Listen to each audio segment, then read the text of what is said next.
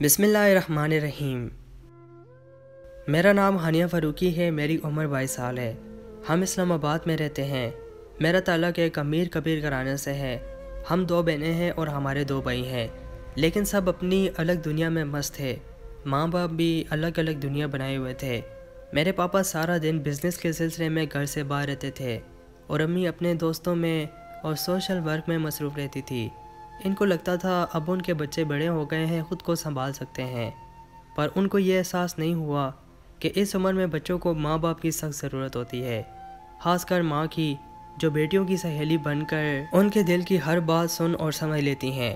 میری بہن کی بھی سوشل سرکل بہت بڑی تھی، پر میرے زیادہ دوست نہیں تھے۔ میں خود کو اکیلا سمجھتی تھی، میں بہت حساس تھی۔ میری بہن بہت خوبصورت اور گوری تھی، میرا رنگ سانولا تھا۔ شاید یہی وجہ تھی کہ میں اس لیے احساس کمتری کا شکار ہو گئی۔ میں بھی اکثر میری بہن عنایہ کو مجھ پر فوقیت دیتی تھی۔ ہر پارٹی میں اسے اپنے ساتھ لے جاتی تھی، کیونکہ عنایہ میں بہت کانفیڈنس تھا۔ سب اسے بہت پسند کرتے تھے۔ مجھ میں بالکل خود اعتمادی نہ تھی۔ میں تو اپنے گھر والوں سے بھی زیادہ فری نہیں ہو پاتی تھی، شاید میری نیچر ہی ایسی تھی، اس لیے میں چپ چپ اور الگ تھلگ رہتی تھی۔ اسکول کالج میں لڑکیوں کو ہنستے بولتے دیکھتی تھی، ان کی زندگی سے بھرپور ہنسی مجھے رشک میں مبتلا کرتی تھی، کیونکہ میں بچپن سے شرمیلی ٹائپ کی لڑکی تھی۔ پھر کالج میں میری دوستی محل نامی لڑکی سے ہوئی۔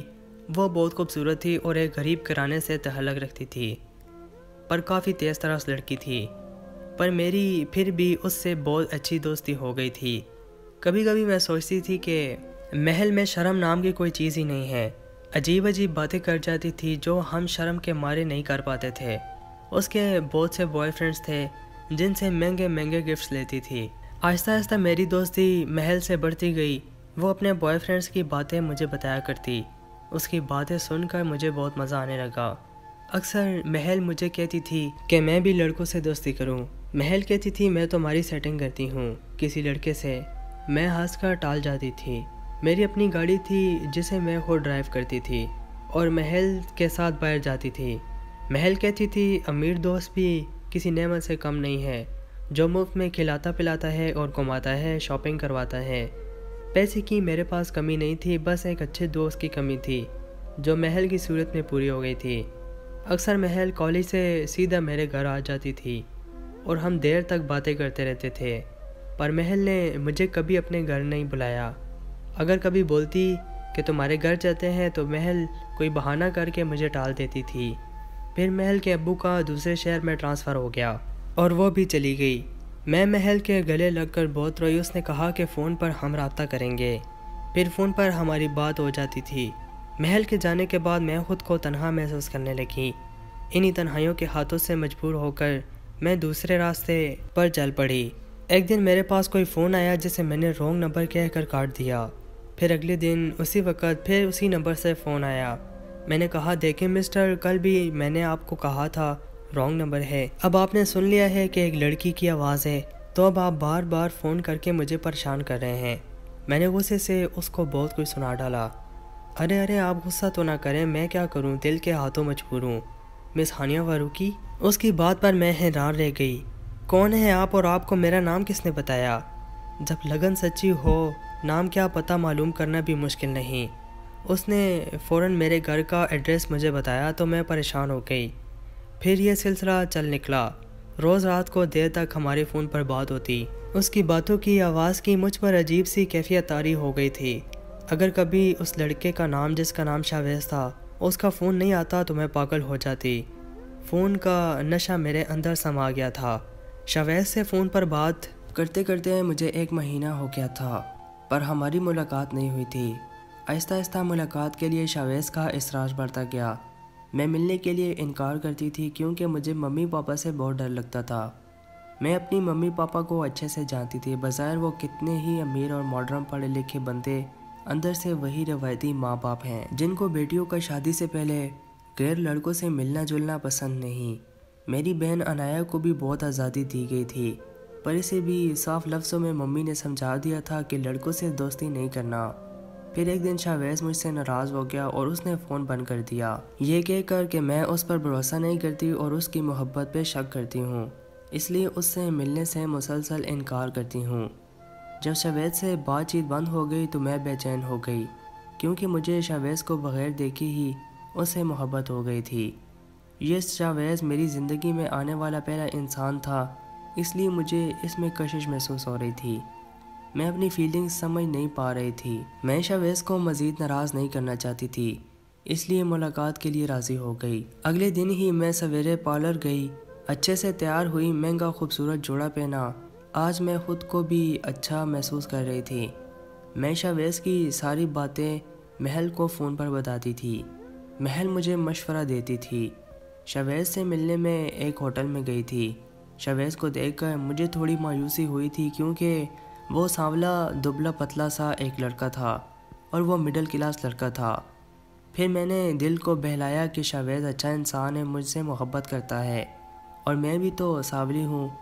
اس نے تو میرے رنگ نہیں دیکھا اور مجھے محبت کر بیٹھا۔ یہی سوچ کر میں نے شاویز سے رابطہ جاری رکھا اور ہم اکثر کبھی ہوٹل میں کبھی پارک میں ملتے رہتے تھے۔ تبھی عنایا کی بھی منگنی ہو گئی۔ ایک دن شاویز نے مجھے اپنے فلیٹ پر یہ کہہ کر بلایا کہ اس کی برتھ ڈے پارٹی ہے، اس کے گھر والے بھی موجود ہوں گے۔ میں اچھے سے تیار ہو کر شام کو شاویز کے بتائے ہوئے پتے پر گئی۔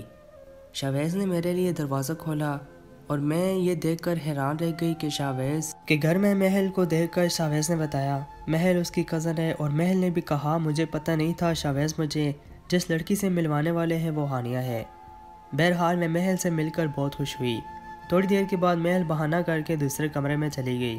جب کافی دیر ہوئی محل نہ آئی تب میں نے شاویز سے پوچھا شاویز محل کہاں چلی گئی اور تمہاری باقی گھر والے نظر نہیں آ رہے؟ میرے گھر والے کسی دعوت پر گئے ہوئے ہیں، بس ابھی آتے ہی ہوں گے، تم آرام سے یہاں بیٹھو، محل کو دیکھ کر آتا ہوں۔ شاویز اسی کمرے کی طرف بڑھ گیا۔ جانے کیوں مجھے تجسس ہوا، میں شاویز کے پیچھے اس کمرے کے دروازے پر گئی اور اندر سے آتی آوازوں نے میرے قدم جکڑ لیے۔ شاویز اب سنبھالو ہانیہ کو، میں نے اپنا وعدہ پورا کیا، ہانیہ کا نمبر ایڈریس سب تمہیں دیا، اب مجھے میرے پیسے دے دو اور تم اپنی خواہش پوری کرو، جو کرنا ہے اس لڑکی کا وہ کرو، مجھے دوسرے کلائنٹ کا فون آ رہا ہے، میں وہاں سے جا رہی ہوں۔ محل کی آواز مجھے کسی گہری کھائی سے آتی ہوئی محسوس ہوئی تھی۔ مجھے اپنے پیروں پر کھڑا نہیں ہوا جا رہا تھا۔ میں نے منہ پر ہاتھ رکھ کر اپنی سسکی روکی۔ آہستہ بولو، سن نہ لے ہماری چال، ہمیں الٹی نہ پڑ جائے، یہ لو پیسے اور اگلی مچھلی پھنسانے کی سوچو۔ شاویز کی آواز تھی۔ مجھے گہرا صدمہ لگا تھا۔ میں نے ہمت کی، آرام آرام سے واپس اپنی جگہ پر آ کر کھڑی ہو گئی، کیونکہ میں بھاگ نہیں سکتی تھی، فلیٹ سے میں جلدی پکڑی جاتی۔ اب میرا دماغ تیزی سے کام کر رہا تھا۔ میں سمجھ گئی تھی کہ محل اور شاویز ملے ہوئے تھے، اب میری عزت داغدار ہو جائے گی اور میں کسی کو منہ دکھانے کے قابل نہیں رہوں گی۔ مجھے ہر حال میں ہمت کرنا تھی۔ ایک موقع تھا میرے ہاتھ میں نے سوچا میں آزما کر دیکھ لوں، دونوں صورتوں میں مات تو میری ہی ہونی تھی۔ جب شاویز اور محل باہر آئے تو میں نے اپنی گھبراہٹ مٹائی اور مسکرانے لگی۔ ہانیہ تم شاویز سے باتیں کرو، میں 5 منٹ میں آئی، مجھے ایک کام ہے۔ ارے محل رکو، میں گفٹ لائی تھی جو نیچے گاڑی میں بھول آئی ہوں۔ پاپا نے ایک بہت بڑا پلاٹ میں نے نام کیا تھا جس کی مالیت تقریباً 3 لاکھ ہے، بلکہ 3 لاکھ سے بھی اوپر ہوگی۔ میں اس پلاٹ کے کاغذ لے کر آئی تھی۔ شاویز کے برتھ ڈے گفٹ میں شاویز کے نام وہ پلاٹ کرنا چاہتی ہوں۔ میں نے اپنی بات مکمل کر کے شاویز کی طرف دیکھا جس کی آنکھیں خوشی سے چمک رہی تھی۔ محل نے میرا ہاتھ پکڑ کر کہا ہاں شاویز، شادی کے بعد ویسے بھی ہم ایک ہو جائیں گے، میری خواہش ہے اس پلاٹ پر ہم اپنی پسند سے ایک خوبصورت گھر بنائیں گے۔ میں نے اپنی گھبراہٹ مٹاتے ہوئے شرما کر کہا ہانیہ چلو تم لے کر آؤ گاڑی سے۔ محل کے بولنے پر میں نیچے گاڑی کی طرف آ گئی۔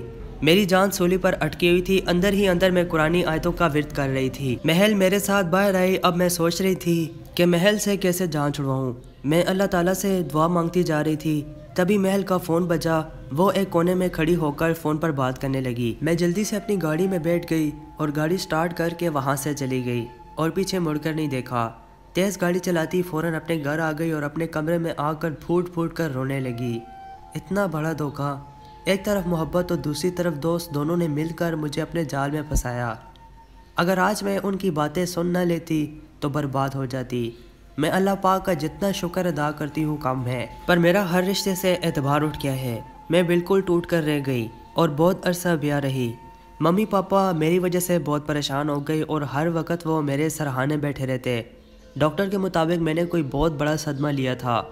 मम्मी पापा मुझे पूछते रहते हैं कि क्या परेशानी है, पर मैं चुपचाप उनको देखती रह जाती। तब मुझे एहसास हुआ अम्मा अब्बा अपने बच्चों से गाफिल नहीं होते। हम बच्चे ही होते हैं जो थोड़े बड़े हो जाते हैं तो वालिदैन से दूरी इख्तियार कर लेते हैं और सारा इल्ज़ाम अपने वालिदैन पर डाल देते हैं। शावेज़ और महल के धमकी अमेज़ मैसेज आने लगे। शावेज़ का फ़ोन बजता जाता पर मैं नहीं उठाती थी। शावेज़ के अक्सर ऐसे मैसेज आते थे, मैं छोड़ूंगा नहीं तुम्हें, तुम बच कर नहीं जा सकती हो, आखिर कितना बचोगी मुझसे, मैं तुम्हारे घर का पता भी जानता हूँ, तुम्हारे मम्मी पापा को सब बता दूंगा। उनके ऐसे मैसेजेस पढ़कर मैं और ज़्यादा डिप्रेशन में चली जाती। हर बेल पर मैं सहम जाती थी कि महल में शावेज़ में से कोई आ गया होगा। मम्मी पापा को जाने क्या क्या झूठ मिर्च मसाला लगाकर सुनाएंगे और फिर पापा मुझे नहीं छोड़ेंगे। मेरी तबीयत ना संभली तो मम्मी पापा मुझे शहर के सबसे बड़े नफ्सियाती डॉक्टर के पास ले गए। उस डॉक्टर ने मुझे पूछा कि आखिर क्या खौफ है मुझे। मैंने उससे कहा ये घर ये शहर मेरे वालिदैन छोड़ दें तो मैं ठीक हो जाऊंगी। डॉक्टर के कहने पर पापा एकदम राज़ी हो गए और वो शहर वो घर हम छोड़कर दूसरे शहर में शिफ्ट हो गए। मैंने अपना फ़ोन नंबर बदल लिया, तब जाकर मैंने सुकून का सांस लिया। अब भी मेरे अंदर थोड़ा थोड़ा डर बैठा हुआ था कि कहीं मुझे ढूंढते ढूंढते शावेज़ और महल यहाँ भी ना पहुँच जाएंगे। पर जब मैंने काफ़ी अरसा नोट किया कि नंबर और घर बदलने के बाद शावेज़ और महल ने उसके बाद मेरे साथ कोई रब्ता नहीं किया तो मैं थोड़ी बेहतर हो गई। यहाँ पर भी मैं अकेले बाहर नहीं जाती थी, मैं मम्मी पापा या भाइयों के साथ बाहर जाती थी। घर वालों के प्यार और तवज्जो ने आहिस्ता आहिस्ता मेरी ज़िंदगी वापस लौटा दी और अनाया आपी की शादियों की तैयारी में हिस्सा लेने लगी। उनकी शादी की डेट मेरी वजह से रुक गई थी। आपी की शादी हो गई और मेरे लिए मेरे एक कज़न अरहम का रिश्ता आया। अरहम मेरे मामू का बेटा था, उसकी लाहौर में जॉब थी। जब भी अरहम हमारे घर आता या हम अरहम के घर जाते, अरहम मेरे आगे पीछे फिरता। उसकी आंखों में मैंने अपने लिए पसंदीदगी देखी थी। मैं उसे नज़रअंदाज करती थी, लेकिन अब शावेज़ से धोखा खाने के बाद मैंने दिल से अरहम का रिश्ता कबूल किया। मेरी और अरहम की शादी हो गई। अरहम बहुत अच्छा इंसान था, मैं उसके साथ एक खुशगवार ज़िंदगी गुजार रही थी। मेरे 2 बेटे भी हैं। शादी के 5 साल बाद मैंने न्यूज़ में देखा एक बहुत बड़ा गैंग पुलिस ने पकड़ा जो लड़कियों को बेचते थे। उस गैंग में शावेज़ और महल को देखकर मैं सदमे में चली गई। मतलब कि वो लोग मुझे भी अपने मतलब के लिए पूरा करके बेचते थे। उस दिन वो ख़बर सुनकर मैं बहुत रोई। अरहम मुझे चुप करवाता जा रहा था। उसे लग रहा था कि मैं बहुत हसास हूँ, सबके दुख में दुखी हो जाती हूँ, लेकिन उसे मालूम नहीं था कि मेरे अंदर कैसी जंग चल रही है। शावेज़ और महल ने मुझे अपने गलत नाम बताए थे। मैं चाहती हूँ उन्हें सख्त से सख्त सज़ा मिले और वो अपने अंजाम को पहुँच जाए। मैं तो बच गई थी, पर मालूम नहीं कि कितनी लड़कियों की ज़िंदगी उन्होंने बर्बाद की होगी। खुदा की लाठी बेआवाज़ होती है। अब ये शातिर लोग सारी उम्र जेल की चक्की पीसेंगे।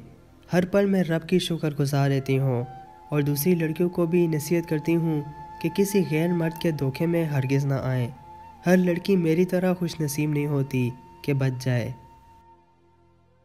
दोस्तों, मज़ीद सच्ची कहानियाँ सुनने के लिए मोहम्मद इस्माइल वाइस चैनल को ज़रूर सब्सक्राइब करें और साथ में दिए गए बेल पर क्लिक करें।